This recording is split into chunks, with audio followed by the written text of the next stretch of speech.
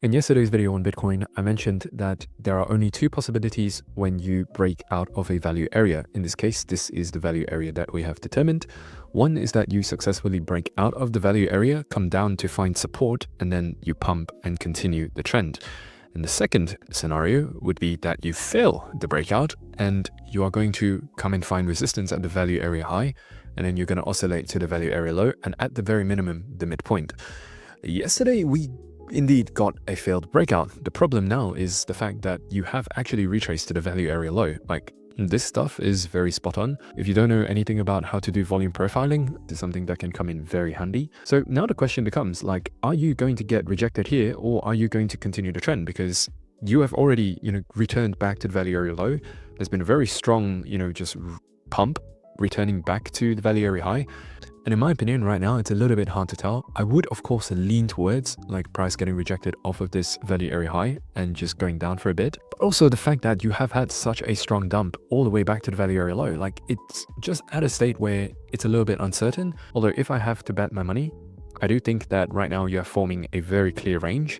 You're going to get rejected off of the value area high, return back to the mid-range at least, so that's about like 96,000, and you're just going to range around for like a week maybe, or maybe a few days, especially now that we are entering the weekends. As of the time that I'm filming this, it is Friday, and for those of you who know anything about crypto, it's that weekends are the times when the institutional players, the market makers, they just go take a break like regular people. And what happens during the weekends is that, yes, crypto is 24/7, but the price action during weekends are usually very low probability, but most importantly, it's very low volatility. Like for example, from Friday, the moment the markets close at about 5 p.m, price does not really move throughout the weekends until Monday, where finally you start getting back volatility.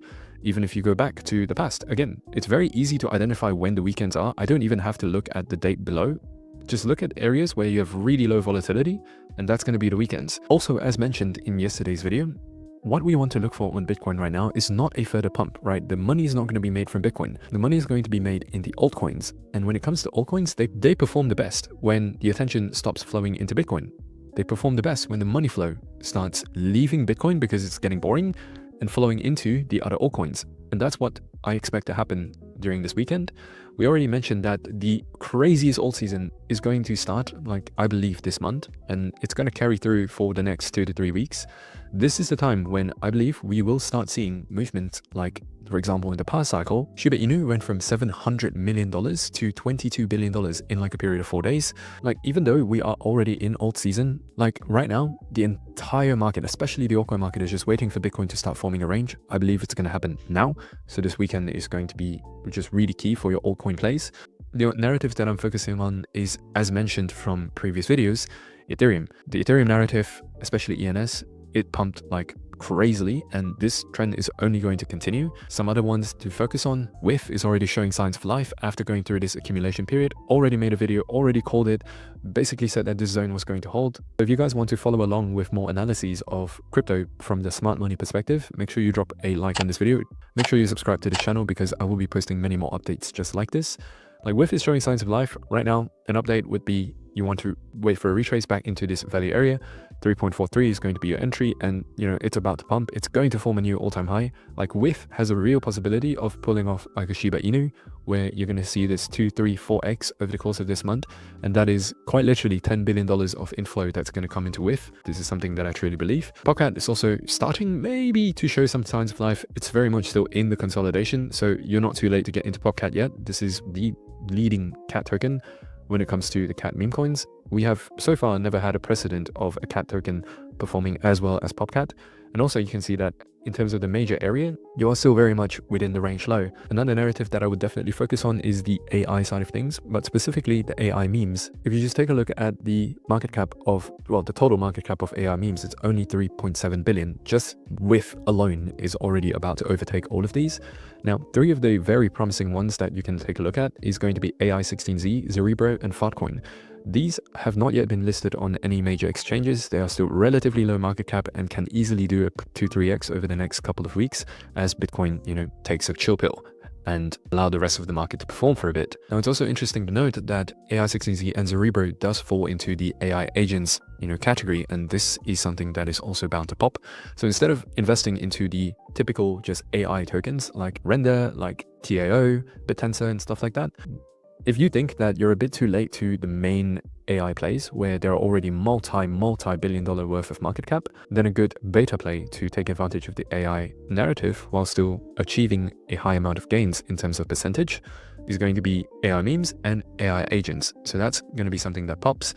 And of course, gaming has been leading the charge essentially, and my top picks are still going to be IMX, and the rest is just beta plays that you can take advantage of. Now, these are just some of the narratives that you can focus on.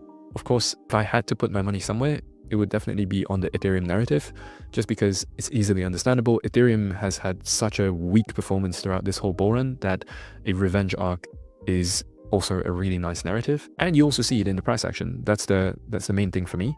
Like, taking a look at Ethereum Bitcoin, it still has not changed. Like, I predicted the bottom to come at this monthly demand zone, and it's still going up, and this is only going to continue going up. Like, taking a look at this trend line, and just this is a formation that has been occurring since 2016, and even if you just remove this entire part here and just focus on this part where the monthly demand zone came in from, this is still a formation that started all the way back in 2019. So we've literally not been in such a good place for Ethereum in the past 5 years, especially relative to Bitcoin. Again, we're already seeing proof of this pump from the ENS as well as NFTs. And of course, do not sleep on the main meme coins. Like, the majority of meme coins will start to dance the moment Bitcoin goes into some kind of consolidation. I highly urge you to not fall into the trap of thinking that price is too expensive now. Like, yeah, sure, Dogecoin has pumped from 0.15 to basically triple in the last few weeks. But if you start associating some kind of fair value to these crypto tokens, which literally have no value other than the fact that a lot of people are interested in it and they are putting money in it, you're going to get screwed if you start doing that. This type of mindset works really well in society where there is a notion of fair value for the majority of products out there. For example, if you see apples being sold for $20, yeah, it's expensive. You shouldn't buy that because you can get apples for usually much lower than that. But crypto is not apples. Crypto is not a product. It's not a commodity. It doesn't have any value outside of the sentiment that it generates as well as the attention that it generates. This is basically a greater fool's game. And all you need to do when you are in a crypto bull run is, as long as price remains in an uptrend, you continue buying high and selling higher. But this is not saying that you should buy Dogecoin, because this is the largest cap meme coin out there. The way that you use this information is, we know for a fact that money flow during this cycle goes from Bitcoin to Ethereum/Solana, and it goes into Dogecoin, which is the largest cap meme coin, and then it goes into the large cap meme coins like Pepe, you have Bonk, and all the other 10 billion plus market cap tokens, and then you flow into everything else. And the fact that Dogecoin has already fulfilled that criteria means that it's only a matter of time before money starts flowing into the smaller memes, even Pepe, for example. And right now, if you only take 2 meme coin plays, I believe WIF is going to be the highest conviction one. This is almost it's almost a certainty that this is going to double, triple over the next couple of weeks. And this is a really large cap play. It's $3.5 billion at the moment, which also means that with higher conviction and with higher certainty, you can put more money into it. Sure, the percentage gain at the end of the day is not going to be huge, but you do stand a much better chance of getting a high P&L gain because, again, this is high conviction. You can put bigger money behind it. Making a 2x on 20 grand is going to be much better than making a 10x on 2 grand. 2x, pretty easy, happens on a daily basis. 10x, not so much.